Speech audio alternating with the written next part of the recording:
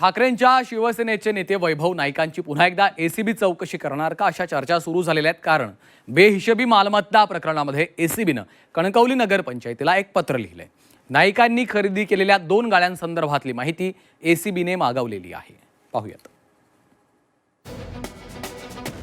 खरं तर चौकशीला माझा कुठलाही त्यावेळी विरोध नव्हता, आताही विरोध नाही आहे। अधिकारी बदल असतात तशा पुन्हा चौकशा सुरू होत असतात किंवा राजकीय वातावरण बदललं की पुन्हा चौकशा सुरू होतात। परंतु कुठल्याही दबावाला मात्र आम्ही बळी पडणार एवढं मात्र निश्चित आहे।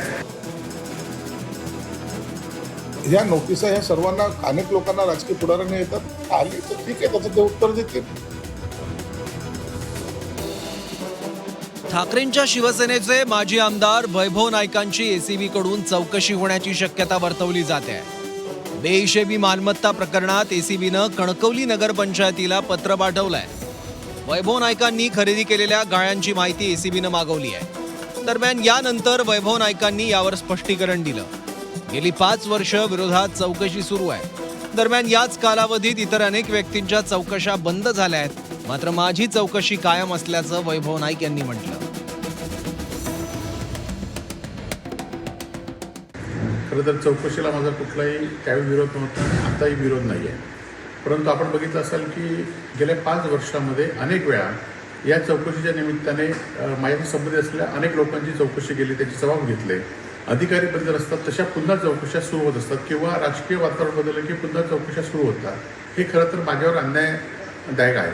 परंतु असून देत, ज्या चौकशी असतील त्या चौकशीला आम्ही सामोरे जाऊ, परंतु कुठल्याही दबावाला मात्र आम्ही बळी पडणार एवढं मात्र निश्चित आहे।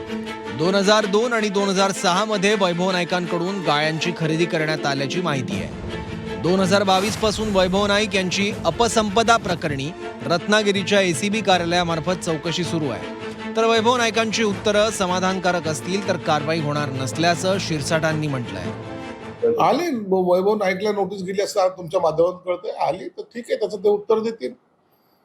ज्यात ते ह्या नोटिसा ह्या सर्वांना अनेक लोकांना राजकीय पुढाऱ्यांना येतात, त्याचं ते उत्तर दिलं जातं। समाधानकारक असलं तर कारवाई सुद्धा होत नाही। येणाऱ्या काळातील सर्व चौकशांना सामोरं जाणार, तसंच कोणत्याही दबावाला बळी पडणार नसल्याचं नोटीस नंतर नाईकांनी म्हटलं। त्यामुळे एसीबी वैभव नाईकांना या प्रकरणात पुन्हा चौकशीसाठी बोलवणार का, याकडे आता लक्ष लागलंय। ब्युरो रिपोर्ट, झी 24 तास।